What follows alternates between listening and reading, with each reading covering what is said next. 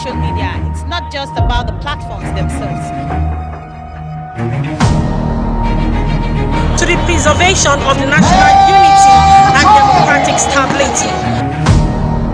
Water is life, water is an essential service, and we must have to carry out the residents.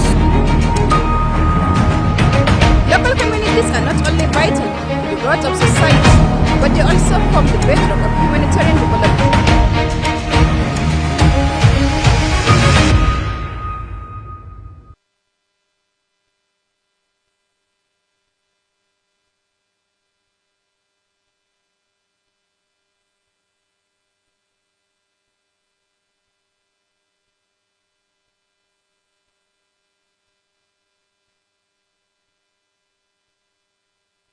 Hello, it's good to know you're there. Welcome to the program, The Reporter. The Reporter is a news and current affairs program that goes beyond the headlines, bringing reports from the field to give you first-hand accounts and in-depth analysis of unfolding issues, correspondence perspective, ensuring balanced, credible, and comprehensive storytelling on happenings in and around Nigeria. Welcome once more. I am Anita Patrick. Well, let's give you a cue to all the stories making around, but let's take it from Rivers. In Rivers State, the political stage is once again heating up. Governor Siminalayi Fubara has returned to Port Harcourt, and his arrival comes just hours after President Bola Ahmed Tinubu lifted the 6-month emergency rule in the state. Ubang Usoro tells us more. At exactly 11:55 a.m., the governor's aircraft touched down at the Port Harcourt International Airport, Omangwa. On the ground, an eager crowd had been waiting, supporters chanting, waving placards, and straining for a glimpse of their governor. Cheers erupt as Governor Fubara stepped out of the aircraft, his presence stirring emotions among the people who see him as a symbol of resilience in a stormy political climate. This homecoming comes just a day after reports that the Rivers State House of Assembly reconvened, yet another twist in the unfolding political saga of Rivers State. For now, Fubara's return raises more questions than answers. What role will he play in the days ahead? And how will Rivers State politics unfold after months of uncertainty? Ubong Osoro for Global Television. And joining me right now is our correspondent Ubong Usoro to share his thoughts on the unfolding in Rivers State, because the conversation is actually getting very interesting by the day. And Usoro is here in the studio with me. Usoro, it's good to have you. Thank you so much, Anita, for having me on your program. Okay, well, we know a lot of questions have been asked, a lot of concerns have been raised in regards to what has played out in Rivers State. It's not the first time the emergency rule has been given out in different administration, but this time around, according to the presidency, was to ensure that there's peace and there's the need for democracy to come to play, where we saw with all the happenings. But let's see now, with Governor Siminalayi's returned back to Port Harcourt just hours after the president lifted up the ban. What does this development signal for the state's political landscape, I mean, the fact that you understand the political scene very well? Yeah, I feel that there's a lot that is not yet said. There's a lot that is not yet known. But what we know now is that the president on the 18th of March used his power, constitutional power, to declare a state of emergency in Rivers State, citing some security reports that he has a privilege to know that we don't know. Constitutional lawyers argue to how constitutional that is, right? No waste your thoughts. You're not on it.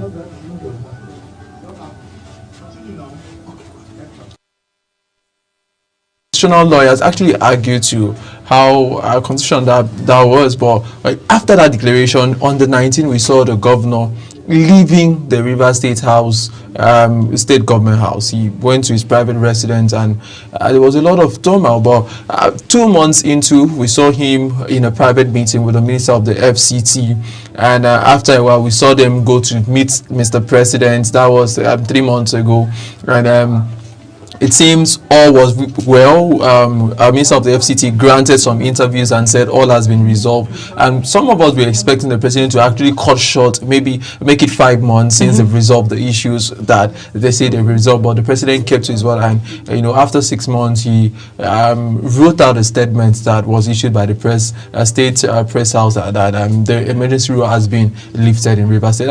And for me, I think there's still a lot to be said. But today I saw Governor Siminalayi Fubara. He looks very energized. He looks very well, and he was very happy and excited to be back. I could see the smiles in his face, and from the love from the people waiting all day. People waited yesterday from morning till night, and this morning people went to the airport. They waited all through the day. The Minister of FCT yesterday informed us that Fubara was not in Nigeria. He was in Europe. So just flew in. So that brings to conversation that talks about the influence of the FCT minister in Rivers State politics. What's your thought, basically? How is this going to? Do you see the rule of law? Let me put it in that context. Or for the will of the people. Yes, he's returned back to office, but do you see him having a free hand to run the affairs in the state there? I think the FCT minister has been very clear that it wasn't about governance, it was about structure.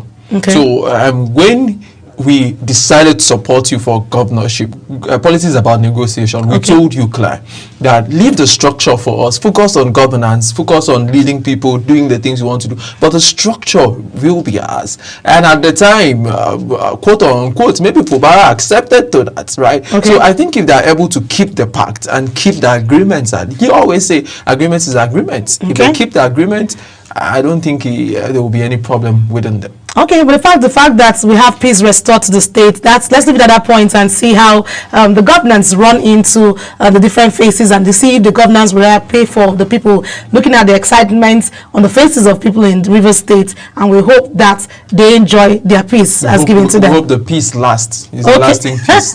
Thank you so much, Ubong, for that. But let's quickly leave Rivers issues and tell you other stories also making the rounds in still. Let's take some security matters. The Federal Capital Territory Police Command says it has intensified its crackdown on kidnappers operating in Abuja. Commissioner of Police Ajao Adebwale revealed this while parading 11 suspects linked to adoptions in the city. While following a rescue operation, they freed 2 victims and left 3 suspects neutralized. Well, Ubong Usoro still tells us more because he was on ground on that report. FCT Police Command says coordinated rescue effort was carried out in partnership with the Nigerian Army and local vigilantes. Acting on credible intelligence, security forces moved in on the kidnappers, successfully rescuing 2 victims who had been held hostage. Recovered from the suspects were 7 firearms, a locally made pistol, 18 vehicles, 2 trucks, and other exhibits still under investigations. Anti-narcotic operation. In the month under review, 11 notorious drug dealers were arrested. 68 bags of cannabis, which have been confirmed for our test, have been recovered. The commissioner emphasized that the police will not relent in their efforts to rid Abuja of criminal gangs. Glory, we are winning the war against one-chance criminals. We were able to bust 3 syndicates within the time under review. 115 ATM cards were recovered from this criminal.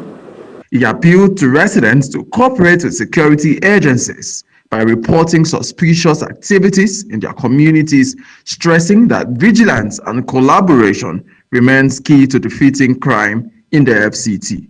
Ubong Usoro for Global Television. Well, I still have Ubong Usoro here with me, and he's going to be talking to me about the issues as deliberated there at the FCT Police Command. But let's quickly look at it, Ubong.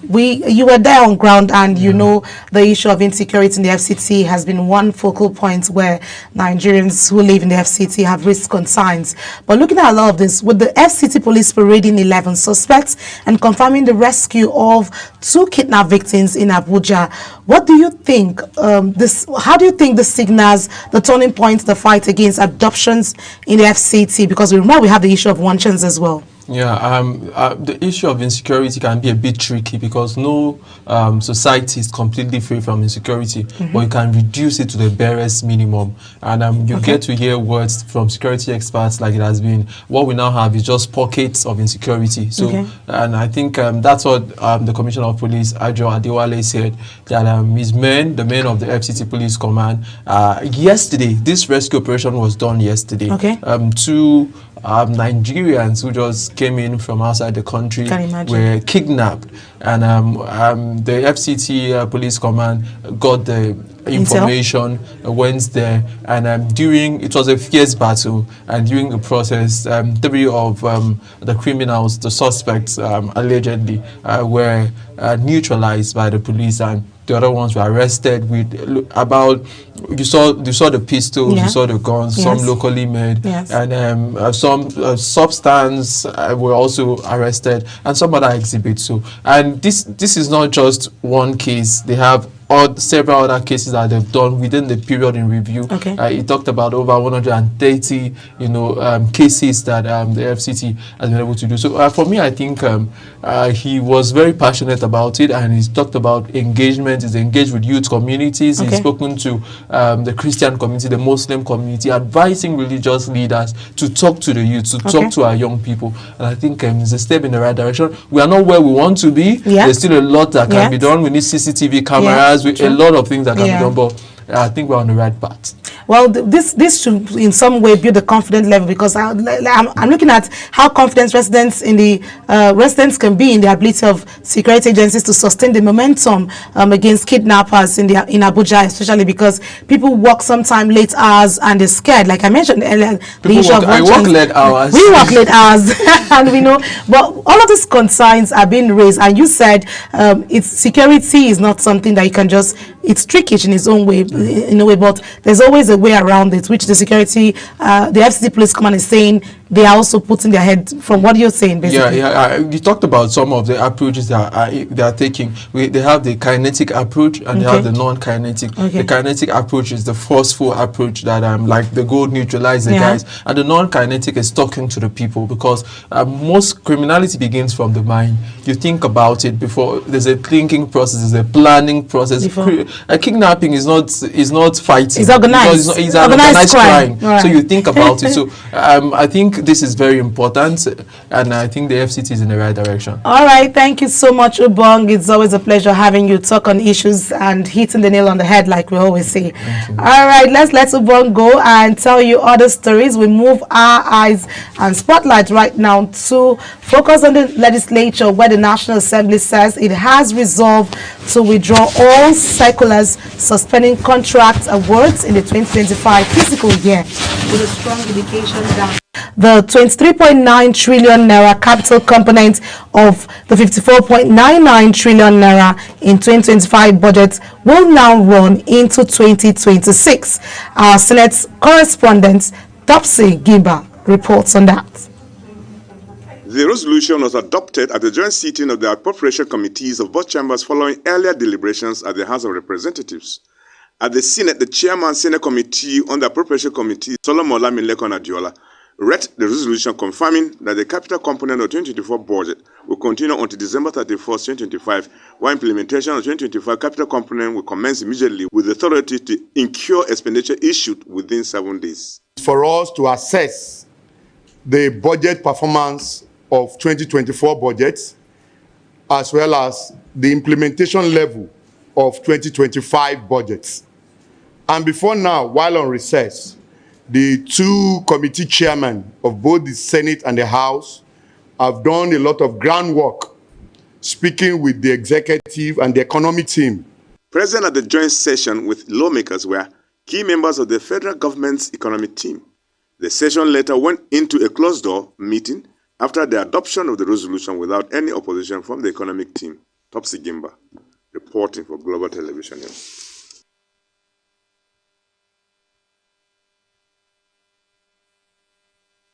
Well, I have my correspondent now, Topsy Gimba, who would give us the in-depth on all of this conversation around this report we just saw. Topsy, it's good to have you. How are you doing? Topsy, are you there? Yeah, I can hear you unmuted. All right, well, your report has said a whole lot around this conversation, but let's get it clear. With the National Assembly reversing its suspension on contract awards and the 23.9 trillion capital budget now likely spilling into 2026, what does this mean for Nigeria's infrastructure projects and overall economic planning? Okay, thank you so very much for having me on the news, Anita. Yeah, what really happened yesterday in the National Assembly was the two chairs, the committees on appropriation, that of House of Representatives and the Senate, decided to meet at the wing of the Senate chamber to discuss about the suspension or withdrawal of the contract that ought to have been continued as a result of that.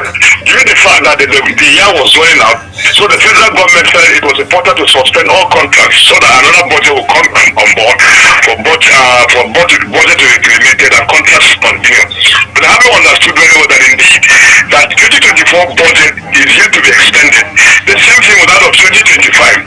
And so they said there was no need for federal government to suspend contracts to be going on in the country. And so the Committee on Appropriations they had to meet with the Minister of Finance, that's Wale Odum, and that of Budget and Economic Planning, Atiku Bagudu, and then the Director General and many others actually. They decided to tell that indeed they have withdrawn that particular circular, they call it Authority Incur Expenditure, AIE, so that at the end of the day, the contract that have been awarded and they couldn't complete or new one will be awarded will not continue, which means by implication, the budget of 2024 will be running inside 2025, and then the budget of 2024 will be running all the way to 2026, even though the budget of 2023 is yet to be laid in the National Assembly, and that's exactly what they wanted Nigeria to do, in the sense that it will provide opportunity for Nigerians to have contracts, creating jobs, and the budget will be going on in the country. That was the reason why these two committees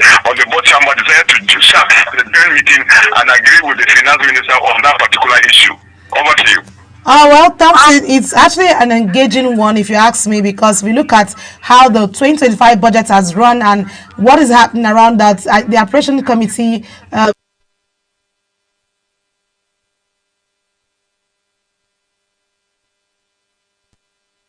projects, like you said, in infrastructure, and we hope that this will be the way forward with all of the budgets, even if it runs into 2026. Yes, and budgets are meant to be implemented when there's cash backing. It's a different thing for a particular figure to mention. When there's no money to really meet up with this figure that has been set aside, and that means the budget is not working. You can imagine that 2024 budget is still running, and you can also imagine that we're in 2025 and 2025 budget is still there, and very soon the executive are likely to come to National Assembly and to resume on Tuesday, on the 23rd this month. They are likely to be thinking of presenting the budget for 2026. So you can imagine that about 2025 budgets, all of them are concurrently running. And so when the federal government says that they have not really exhausted, and very soon they will come to the National Assembly and let them put the 2026 budget, it was important for it to suspend all contracts so that they will have the opportunity of continuing with another budget. But the appropriation committee, in their own wisdom, they felt it was important to suspend that authority incur expenditure so that they will continue with the with contracts and then completing those ones that have been existing for a while. All right, Thompson, this is where we'll say thank you so much for that comprehensive update. It tells us that there's more to look at and how to look forward to how this budget can run and also fulfill what it's supposed to do going forward. Having me.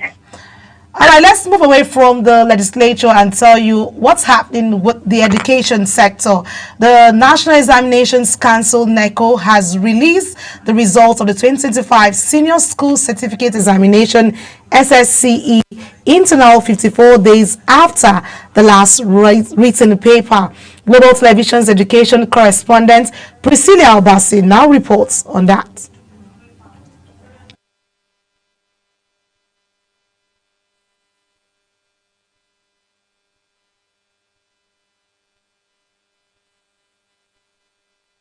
118,492, representing 60.26%, scored 5 credits and above, including mathematics and English. Number of candidates with 5 credits and above, irrespective of mathematics and English, is 1,144,496 candidates. Wushishi also disclosed a significant drop in malpractice cases, with 3,878 candidates involved this year compared to over 10,000 in 2024.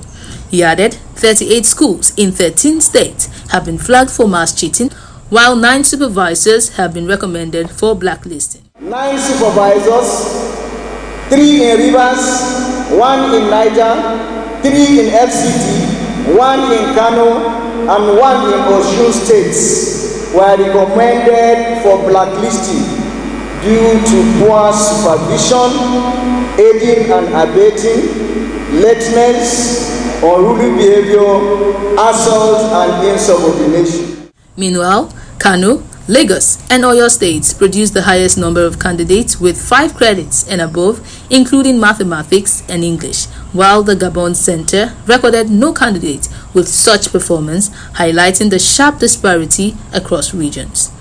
With the new curriculum now in effect, NECO will also streamline its exams to 38 subjects to cut down waiting time for results. Priscilla Obasi, Global Television News. Now is our correspondent Priscilla Obasi, who was on ground to share her thoughts on how this can be put together. Well, Priscilla is there. Priscilla, how are you doing? I'm doing great. It's good to have you. It's good to have you. Well, the conversation is ongoing and a whole lot of arguments or thoughts to all of this. With NECO releasing the 2025 SSC internal results just 55 days after the last paper, do you think this faster turnaround will boost confidence in examination body? Well, first off, I think this is a major benchmark because the subjects that were reportedly passed, are subjects that are compulsory for university admission. And beyond that, they said there was an 84% of candidates, who had credit irrespective of whether maths and English. And it shows that there's some strength in the overall subject performance. This is a positive step. This for me is the right step, a good step in the right direction. However, there are still malpractice cases. Although it dropped, but at the same time, 38 schools, I think, were involved in this mass cheating, and 9 supervisors were blacklisted. So while we are progressing, I think there's still a fight against malpractice. We need to still double up on that. And top performing states, which we have, were Kano, Lagos, and Oyo, they reduced and they produced the highest number of students with 5 credits. Okay. This is to say that there is an extreme. The Gabon State also recorded 0 candidates with 5 credits. Okay. So it's a clear showcase of regional disparity in the access to quality education. We see the disparity with some states coming top and some other states being out of the list. So we still have work to do. However, we must commend NECO. This is, progress. Well, let's look at the parts of the future. What benefits should students have in terms of future plans? Pardon? In terms of future plans, how does this benefit the students? Well, there is a reform in the educational sector. There is a proposal that from next exams, NECO exams will become CBT. Okay. And with that, the ministry is saying that is NECO are saying that we would have lesser time to wait for results, which is also a positive step. Okay. That reform will make the educational sector better. You get, before now you have spent waiting for almost 2 to 3 months waiting for their results. But when students go to write exams, CBT-based exams, at least results will come out faster. I think, however, I would like to say that I hope this also reflects in the rural sector. If we have this reform practiced in urban centers? How about those in the rural centers? Do we have enough computers for them? Are they computer literate? I hope we don't start preparing them at dying minutes, to examination. This will also put them in tension. So even as much as we are preparing for this reform, we are anticipating the reform. We need to put the right structures in place. Thank you so much, Priscilla, because you are there to keep us informed. We'll keep up with you on that part of that. Thank you for having me. Thank you so much.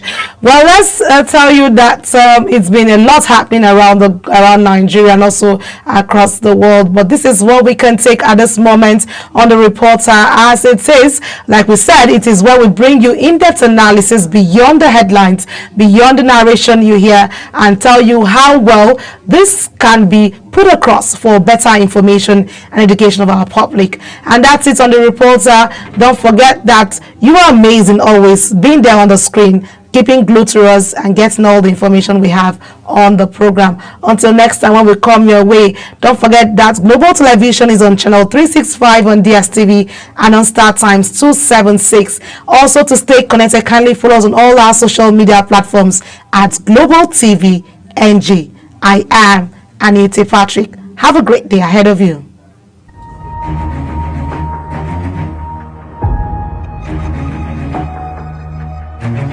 Be mindful of how we use social media. It's not just about the platforms themselves. To the preservation of the national unity and democratic stability. Water is life. Water is an essential service. Then we must have to carry out the residents. Local communities are not only vital to the growth of society, but they also form the bedrock of humanitarian development.